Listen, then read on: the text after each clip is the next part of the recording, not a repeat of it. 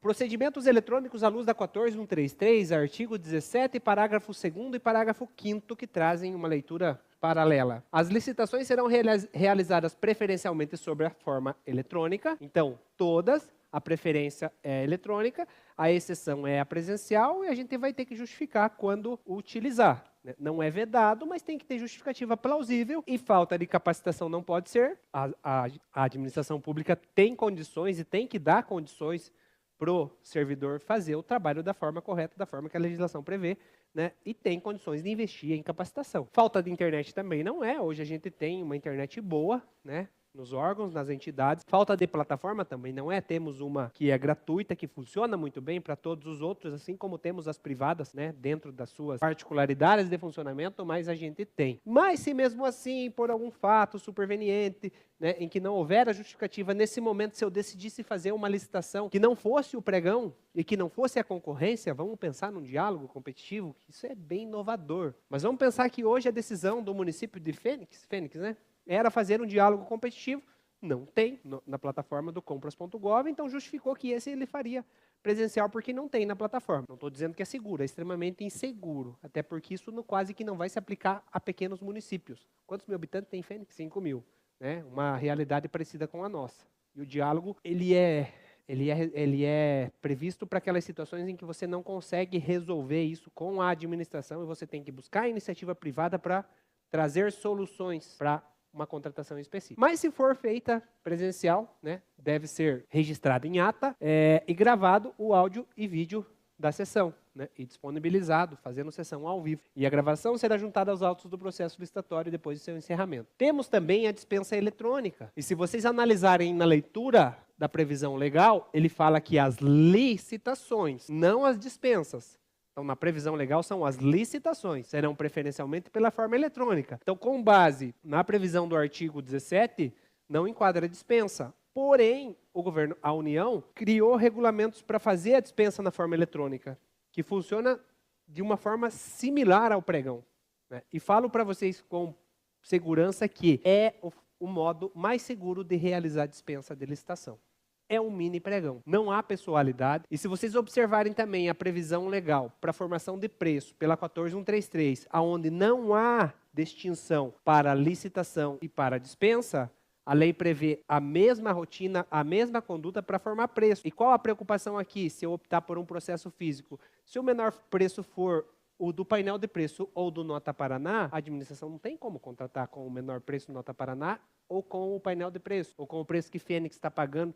Prudentópolis não tem condições, mas ele consultou, Fênix está pagando um preço menor que o fornecedor físico está ofertando. Vocês percebem que chega um ponto que é impossível contratar, em alguma situação vai ser impossível contratar, dispensa com base no processo de formação de preço, aquele conceito de cesta de preço, dispensa física, porém a eletrônica você vai ter o mesmo procedimento de cesta de preço e você vai lançar um item para disputa, como se fosse um pregão. Não vim aqui falar especificamente de dispensa eletrônica, mas é um procedimento eletrônico de boa prática, que é impessoal, você não precisa ligar para fornecedor nenhum, você não precisa buscar fornecedor físico nenhum, a plataforma vai encontrar os fornecedores, vai disparar o objeto para eles, e aí eles vão participar. Isso. Então, nós temos, primeiro, aquela situação em que você tem que solicitar propostas adicionais, né, além do que você tem para a contratação direta.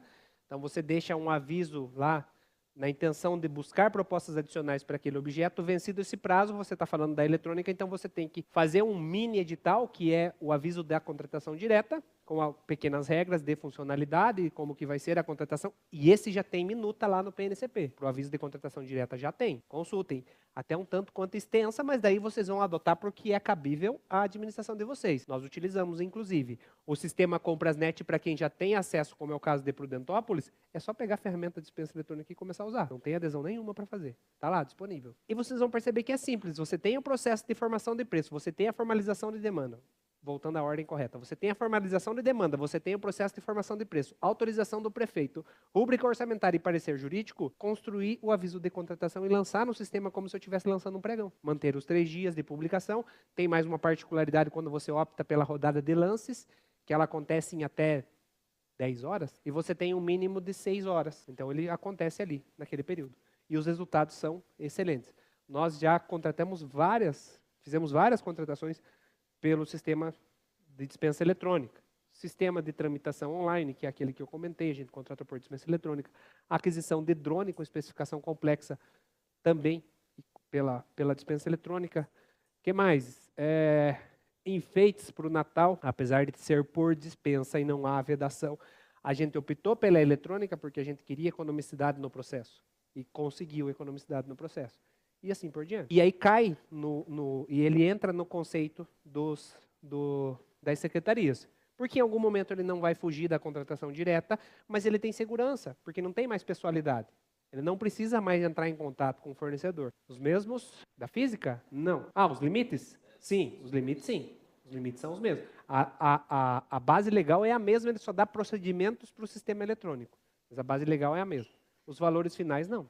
Eles baixam consideravelmente porque ele vai para lance. Chamam de mini pregão. Tá? Então, a instrução normativa 67, de 8 de julho de 2021, dá todo o procedimento que é o sistema de dispensa eletrônica. Consultem, acessem, ela não é grande, ela não é extensa. Eu deixo lá na plataforma para vocês, se é que já não está, mas se não tiver, eu lanço lá para vocês. A Uni também tem curso de dispensa eletrônica. Tá? Inclusive, já trabalhei esse curso com eles, então também, se tiverem a intenção, procurem, que é um curso bem trabalhado, bem montado. Tá?